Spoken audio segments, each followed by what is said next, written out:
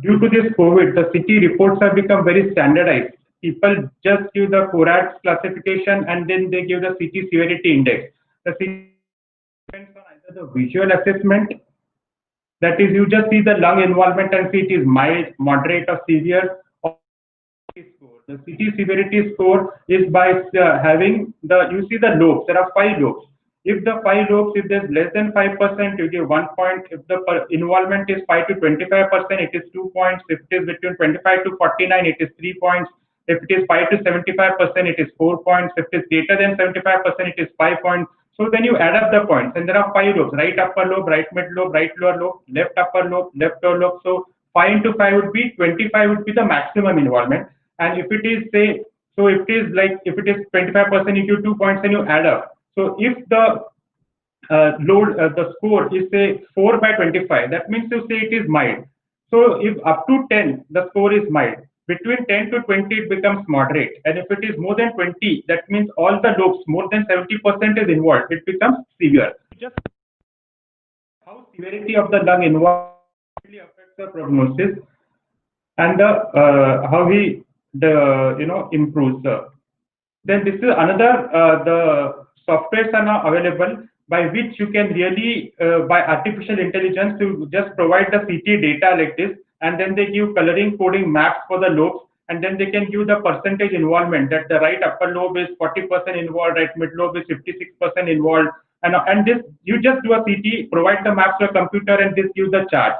But what we have realized in the last 6 months is that the clinicians do not really want this detailed involvement of the lobes. The CT severity index to tell how much is the severity, if it is mild or it is moderate. Then when you do a subsequent follow-up, if the score was 12, has it reduced to less than 10 or has it progressed to 15? That is what they are really interested in. Such a detailed mapping with the is not. When we come to the COVID, imaging features that overlap with those that are typical of COVID-19 are the other viral pneumonias, chronic eosinophilic pneumonias, organizing pneumonia, endemic like of COVID. This is a chronic organizing pneumonia, actually bilateral, and this in typical areas like in say in September or August when the COVID load was very high, or possibly COVID. And so over-reporting was COVID was done, apprehension of patients was improved, probably these patients were treated as COVID, and such things happened. But now at least we can know that this could be just mimics. And this is again, mimics are the pneumocystitis carinii infections. So in this is PCP. This pneumothorax is not very common in COVID. It can only happen in very severe cases later on, but it's not COVID. So if you see pneumothorax, the chances are that it's not COVID. Then hypersensitivity pneumonitis or allergic pneumonitis, which is very common. This is not subdural. This is bilateral reticulonodular, and this is not a COVID. We have to know what is not COVID. These are all COVID mimics. Then again, pulmonary hemorrhage. Then you can get this pulmonary alveolar proteinosis. We can see this reticular appearance. This is very classical appearance of proteinosis and not a COVID. Then COVID coexisting or a pre-existing disease. So if you see, this is a non-specific interstitial pneumonitis. You see patchy appearance bilateral. You see interstitial changes. You see some ground glass changes. Now again, as we said earlier, this is NSIP we know, but with COVID, is a COVID, if the RT-PCR test is positive, can we be 100% sure that there are no superadded changes of COVID in this? So that was the clinical dilemma which used to come to us. In such cases, we say that this is NSIP, but you cannot rule out COVID 100%. So in such cases, we used to do a follow-up scan after say 2 weeks and see if the RT-PCR was negative and there's no further fresh changes, and these changes remain the same. We were just saying that this is NSIP and there is no COVID. But we have to be careful. So this is kind of a COVID CORADS 3 or CORADS 4 kind of thing, which we need follow-up. Then this again DIP. These are all pre-existing diseases with COVID. Then this is again COVID coexisting with heart failure and ILD. So you can see pleural effusion, which usually does not happen with COVID. These are the interstitial changes, but there are some ground glass changes of COVID coming in. Ground glass changes of COVID. So this is having COVID plus coexisting heart failure. This with coexisting morbidities, the patients do badly. So if we take a patient and follow up for COVID, so this is like all the lungs are clear, a small area. So here the CT severity index would be kind of 3 or 4. And if you follow up this patient, you see that when it's a medium, it's slightly they become mature, increase, but ultimately they reduce.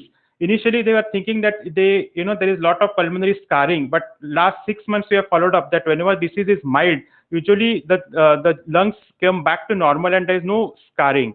So on follow-up of HRCT, we realized that when there are minor changes, when the CT-SI is less than 10, there's good resolution of the pulmonary changes. When there are moderate changes, so for the CT severity index is 10 to 20, there's initial progression of pulmonary changes for 1 to 2 months. So if it is a score of 12, it may increase to 15, but subsequently there's good resolution. In cases we have seen that they reduce to less than 25% changes over a period of 3 to 4 months, and at the end of 6 months they reduce to less than 10% of the changes.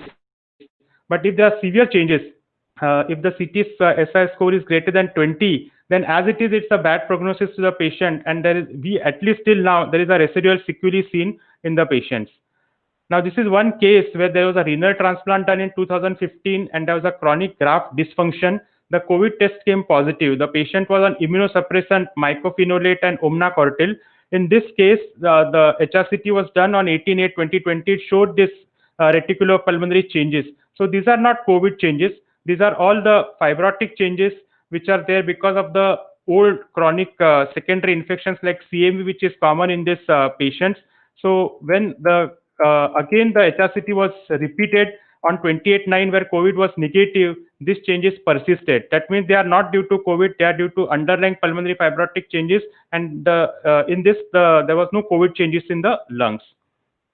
So what is the role of CT in COVID? The CT is useful in all symptomatic patients where RT-PCR is not done, or even the RT-PCR is negative. So the patient is symptomatic, having cold, sore throat, having fever, could be other pneumonia. So if you RT-PCR is negative, even if you do an HRCT chest and you see classical changes of COVID, then it could be really an indicator of COVID. And we have seen that if the CT shows positive and if you repeat the RT-PCR after 2 days, then it has turned out to be positive. So CT can really be useful in the triad for cases, and it can really help in symptomatic patients to distinguish. Now, in asymptomatic patients, we have a lot of times found in incidental patients like any CA who is being staged for malignancy, we find COVID, and he scanned for other pathology. So it can be useful for pre-op or pre-procedure planning. So for RT or for surgery, then they can wait for a week or 10 days for the COVID to go away, and they are completely asymptomatic. So that the healthcare workers, the anesthetists can be prevented of the risk of COVID infection.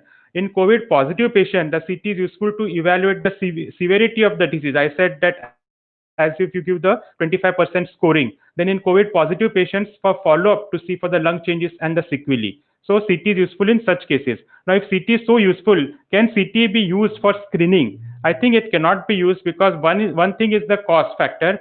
I don't know in Tamil Nadu or the Chennai, but in Maharashtra, the government has capped the cost of COVID HRCTs.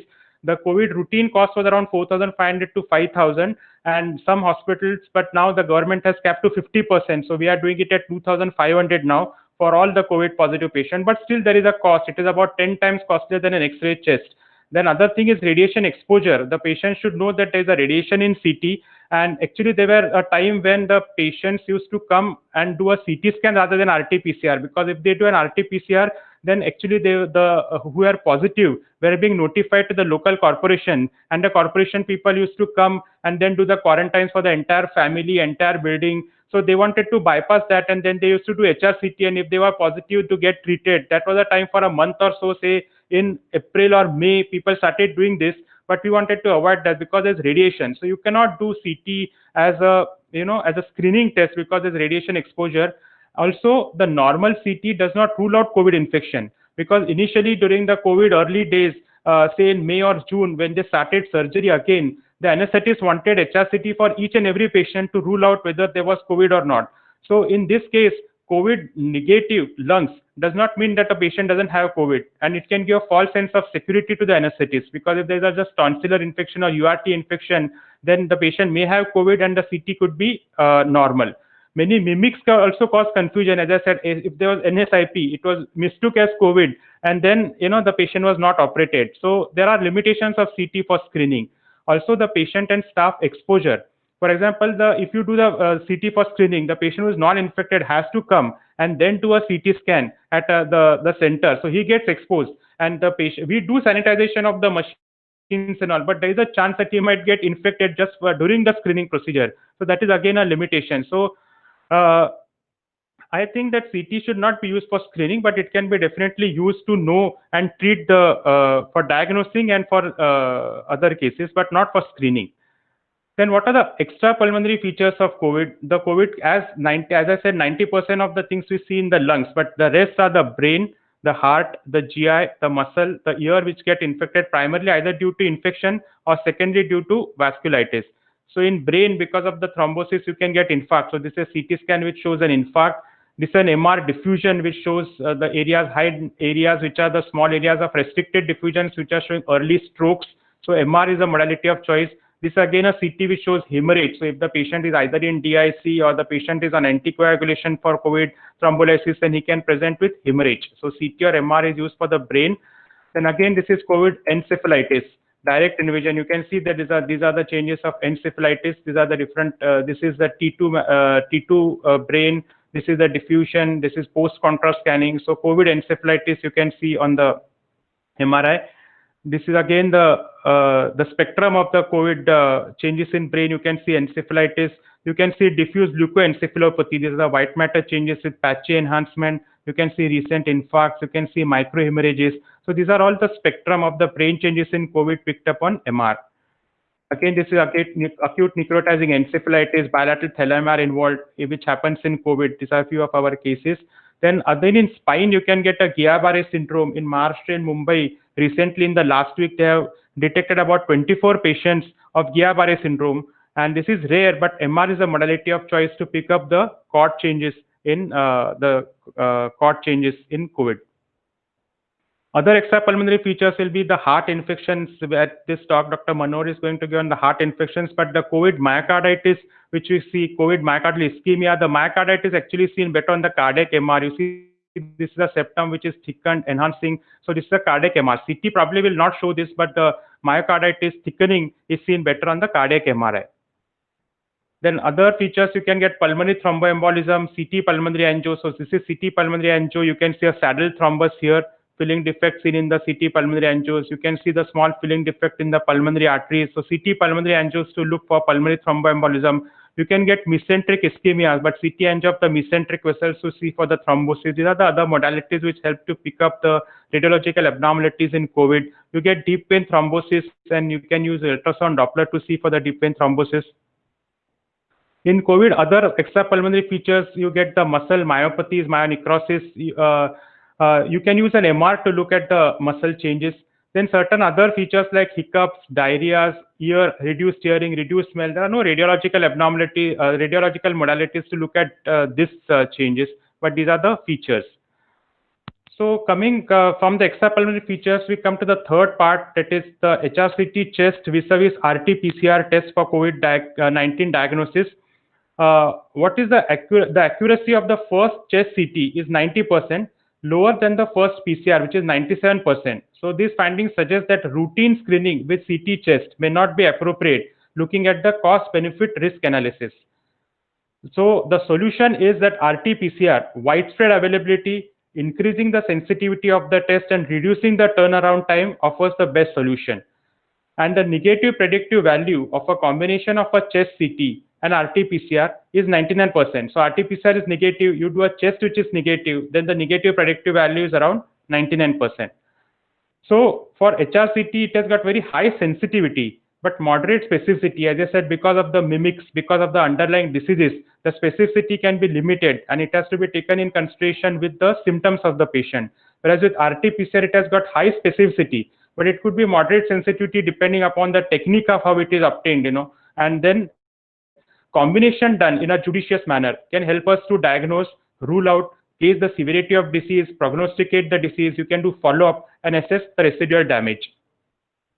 So the take-home points are that HRCT chest is really sensitive and helpful than an X-ray chest. it can indicate disease, and it is now standardized. The reports are standardized with the CORADS and CT severity index so that everybody is on the same page. We have seen the COVID pulmonary and extrapulmonary manifestations. We have seen the COVID mimics and the coexisting diseases, because the mimics are important because they can overestimate the disease, and also you have to have clinical dilemmas whether to operate or not in cases which are mimics. Then CT normal does not rule out a COVID infection and can give a false sense of security in case of tonsillar UAT infection.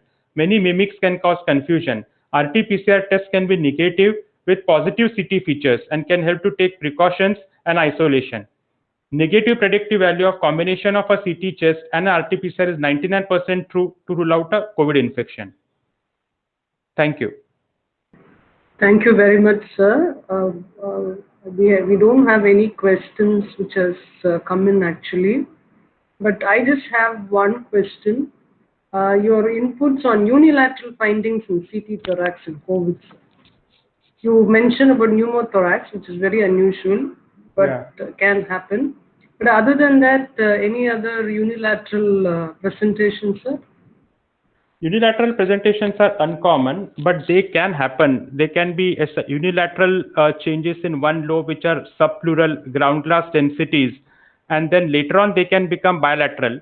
So that is there. You have to have a high degree of that this could be COVID because of the pandemic. So if it is bilateral, it is definitely CORADS 5, but then we can always put it as CORADS 4, which is like a high probability, and then you have to follow it up and correlate it with RT-PCR. That is all. Once again, thank you very much, Dr. Nikhil Kamath, for joining us. Thank you. Thank you, everybody.